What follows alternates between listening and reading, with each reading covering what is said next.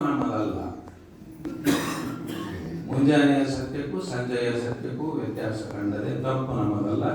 ಆಗ ಅದು ಸತ್ಯ, ಈಗ ಇದೇ ಸತ್ಯ.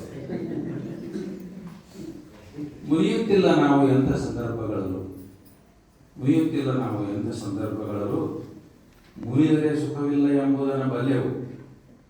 ಬೆಣ್ಣೆಯಲ್ಲಿ ಕೂದಲೆಳೆದಂತೆ ಮಾತಾಡಿ, ಬೆಣ್ಣೆಯಲ್ಲಿ ಕೂದಲೆಳೆದಂತೆ ಮಾತಾಡಿ ನಗು ನಗುತ್ತಾ ಮರುಳು ಮಾಡುತ್ತಾ ಜನರ ಸುಖದಿಂದ ಬದುಕಿಯು.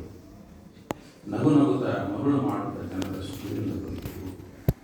ಅನ್ಯರಿಗೆ ಅಸಹ್ಯ ಪಡುವ ಅವಶ್ಯಕತೆ ನಮಗಿಲ್ಲ. ನಮ್ಮನ್ನೇ ಸಾಕಷ್ಟಿದೆ ಅಸಹ್ಯ ಪಡುವಂಥದ್ದು.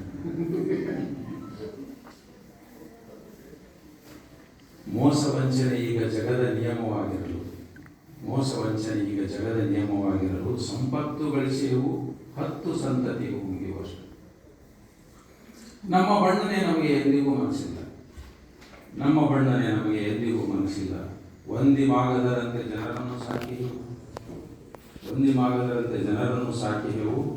ಪುಟ ತುಂಬ ಹೊಗಳಿಕೆಯ ಪ್ರಕಟಿಸುವ ಅಭಿಮಾನಿ ಜನ, ಪುಟ ತುಂಬ ಹೊಗಳಿಕೆಯ ಪ್ರಕಟಿಸುವ ಅಭಿಮಾನಿ ಜನ ದೊರಕುವರು ಎಲ್ಲರಿಗೂ ಕುಡಿಗಾಸಿನ ಆಸೆಗೆ. ಇದರ ಹಳಿಯಲು ನಾವೇನು ಕಂಡ ಶಿಖಾಮಣಿಗಳೇ. ಎದುರಿಗೆ ಇದ್ದಾಗ ಚಂದನೆಯ ನಗೆಧರಿಸಿ ಆಮೇಲೆ ಮುಸಲತ್ತು ಇನ್ನೇನೋ ಕರಾಮತ್ತು ಮಾಡುವುದ ಬಲ್ಲೆವು. ಇದರ ಹಳಿಯುವ ಚಿಂತೆ ನಮಗೆ ಎದುರಿಗೆ. ಅದಕ್ಕಾಗಿಯೇ ನಿನ್ನ ಸಂಗಯ್ಯನು ನಮಗೆ ಎದುರಿಯಬೇಕು. ಇಲ್ಲಿ ಸಲ್ಲುವುದ ಬಲ್ಲೆವು, ಅಲ್ಲಿ ಸಲ್ಲಲೇಬೇಕು. ಇಲ್ಲಿ ಸಲ್ಲುವುದ ಬಲ್ಲೆವು, ಅಲ್ಲಿ ಸಲ್ಲಲೇಬೇಕು. ಬರಬೇಡ ಬಸವಣ್ಣ ಇನ್ನೊಮ್ಮೆ ಇದರಲ್ಲಿ ಬಂದ. ವಿಷಾದ ಅನಿಸ್ತದೆ. ನಾವು ಸಪ್ತಶೀಲಗಳನ್ನು ಹೇಳಿದಂಥ ಬಸವಣ್ಣನ ನಾಡಿನಲ್ಲಿ ಹುಟ್ಟಿದಂತಹ ನಾವು ಸಪ್ತಶೀಲಗಳ ಪೂರ್ತಿ ವಿರುದ್ಧವಾದದ್ದನ್ನು ಮಾಡ್ತಾ ಇದ್ದೇವೆ.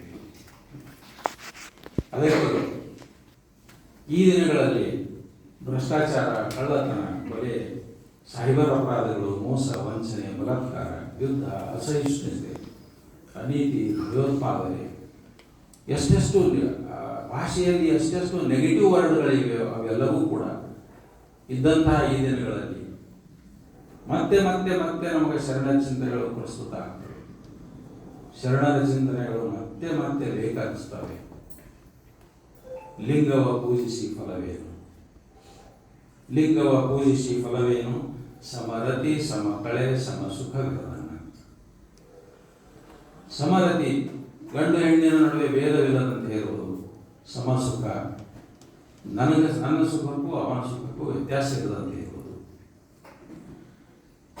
ಲಿಂಗವ ಪೂಜಿಸಿ ಫಲವೇನು, ಕೂಡಲ ಸಂಗಮ ದೇವನ ಪೂಜಿಸಿ ನದಿಯೊಳಗೆ ನದಿ ಬೆರೆಸಿದಂತ. ಹೆಂಗಿರ್ಬೇಕು ಅಂತಂದ್ರೆ ನದಿಯೊಳಗೆ ನದಿ ಬೆರೆಸಿದಂತೆ. 2 ನದಿಗಳು ಕೂಡುವಾಗ ಬೇರೆ ಬೇರೆ ಬಣ್ಣದ ನದಿಗಳು, ಬೇರೆ ಬೇರೆ ಮಣ್ಣಿನ ನದಿಗಳು, ಬೇರೆ ಬೇರೆ ತನ್ನಲ್ಲಿ ಹುದುಗಿಸಿಕೊಂಡಂತಹ 2 ನದಿಗಳು ಕೂಡಿ ಒಂದಾಗಿ ಹೋಗುವಾಗ ಈ ನದಿಯ ನೀರು ಯಾವುದು, ಈ ನದಿಯ ನೀರು ಯಾವುದು ಅನ್ನೋದು ಗೊತ್ತಿಲ್ಲದ ಹಾಗೆ ನದಿ ಮುಂದೆ ಹೋಗ್ತದೆ. ಹೀಗೆ ನದಿಯೊಳಗೆ ನದಿ ಬೆರೆಸಿದಂತಾಗದನ್ನಕ್ಕ ಲಿಂಗವ ಪೂಜಿಸಿ ಫಲವೇನು. ಏನು ಉಪಯೋಗ?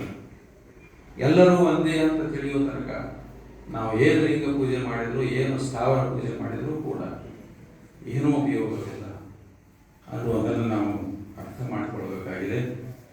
ನನಗೆ ಮಾತಾಡಲಿಕ್ಕೆ ಅವಕಾಶ ಮಾಡಿಕೊಟ್ಟಿದ್ದು ಬಹಳ ಸಂತೋಷ ಅನಿಸ್ತದೆ, ಬಹಳ ಹೆಮ್ಮೆ ಅನಿಸ್ತದೆ.